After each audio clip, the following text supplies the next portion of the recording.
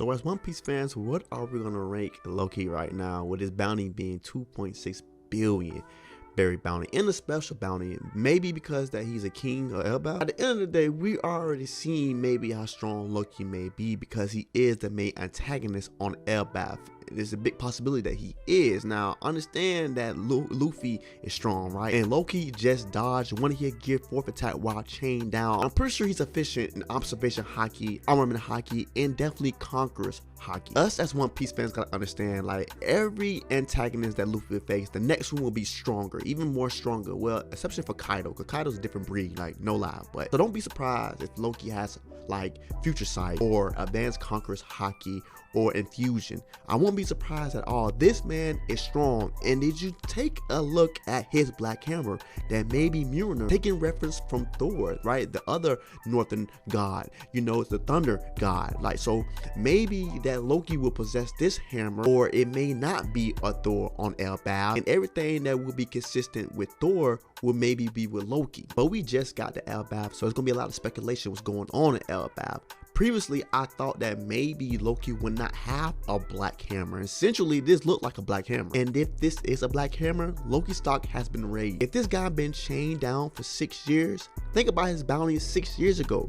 Think about if his bounty was 2.6 billion berry bounty 6 years ago. Now, by any means, I'm not the best One Piece reviewer, but 6 years ago, Shanks was a Yonko. Think about that for a minute.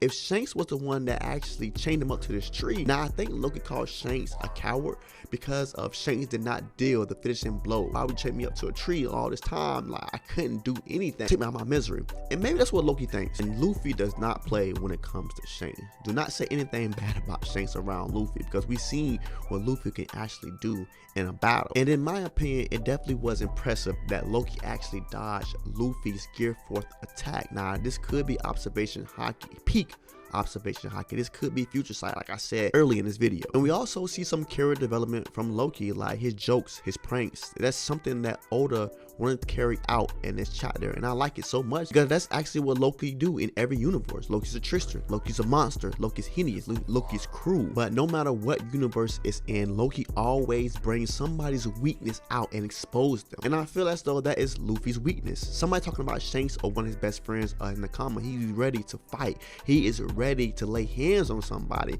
And I can say that's definitely one of Luffy's weaknesses, right? He go in full throttle in a battle without knowing somebody's weakness. Like, he is a freestyle fighter, but throughout these fights where we see Luffy face off in the first round, he loses. He loses because of his quick temper. He does not like when you talk about his nakama. He does not like when you take advantage of other individuals. Like, Luffy does not like that whatsoever. So he goes into these battles not thinking about the big objective of it. Just like with Kaido, just like with Crocodile, just like, you know, Big Mom. Of course, we cannot forget about Caesar. Of course, we cannot forget about Doflamingo. These people expose Luffy's weakness, right? The adrenaline rush that he actually get, right, in the first round.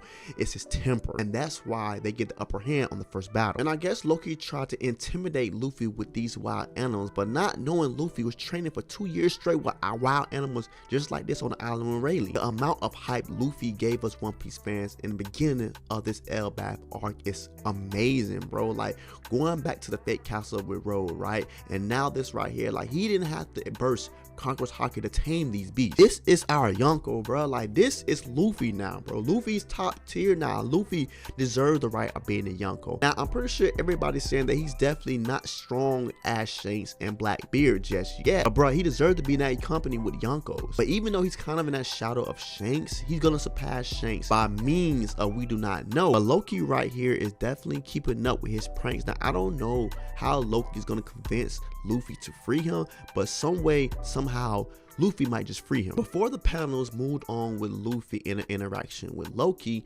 Loki said he would not give up information about why Shanks was on Elbaf for free. Now, we thinking about the gullible Luffy like he actually is, Luffy might just free him to get information, right? So I don't know how Luffy haki works when he senses somebody's real personality, but it's not working right here. So I already know this is plot armor for Luffy just to free Loki, and maybe Ragnarok would dawn down on Elbaf. But at the same time, we have to understand that what is Loki Devil Fruit? Now we already know what brought Ragnarok. The Fenrir, the wolf that brought along Ragnarok, has been seen throughout these Elbaf panels. We see similar to a wolf looking, malice looking wolf during this panels, and then we see small wolves in the previous panels, right, in the previous chapter, like, and maybe that could be Loki's Devil Fruit, right, the mythical god Fenrir that brought Ragnarok. So they said that Loki, if he'd been released, would bring ruins to the world, and maybe that could symbolize Ragnarok. Or maybe Oda is showing this wolf right now in the underworld because maybe Loki does not have the mythical Fenrir fruit. But wherever Oda is taking reference from, we all know Fenrir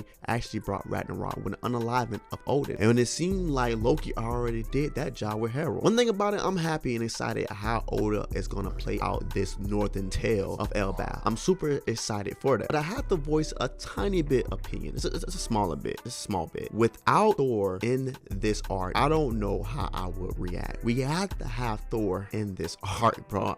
I'm not gonna lie to you, it gotta be some twist of fate to have Thor in this art. We already have Loki with a black hammer, maybe Mjolnir, right? So how did Loki get this hammer if he was such a trickster, right? Now maybe Harold was Thor, I don't know, and there's a true father somewhere else, but without Thor, I don't know if I can call this a northern tale. I'm sorry. And since Loki might have this black hammer in a battle, I feel like Loki is gonna have to fire off with Luffy. And the reason why I say hammer, because Luffy, right, is an amazing person throughout. Personality, his vision, everything is pure when it comes to Luffy, right? And people, right, already speculate that Luffy will actually get this hammer and hit Loki with. Like, we already know the tale of Mjolnir. Only people that can wield Mjolnir is people with pure heart. And Luffy has the purse of heart, like, for real. We seen this throughout, right, One Piece verse. So just think about this right now. If Loki battled it out with Luffy, and that may be 100% true, Luffy will have to lift this hammer and hit Loki. Listen here, man. That is something that the Marvel Universe, Cinematic Universe people will love. If any fans are fans of the Marvel Cinematic Universe and is fans of One Piece, we would love to see Luffy pick up this hammer and hit Loki. Leave a comment down below if you want to see that. But in real life, I will understand if Loki has this black hammer for a reason. Like, we have to understand that Loki is going to be strong. When this fight come out, Loki is going to be super strong, minus his mythical devil fruit, right? This man is going to be top tier. Even chained up, we see some character development from Loki. And we have to talk about Robin. Look at Robin looking like pre-time skip, small little Robin. She looks so cute, hair look nice. Robin always top tier, I'm not gonna lie to you. But something's happened to Sal. He's not getting up. He fell. Hope nobody didn't assassinate Sal before we got there. That'd be crazy. But Sal's here.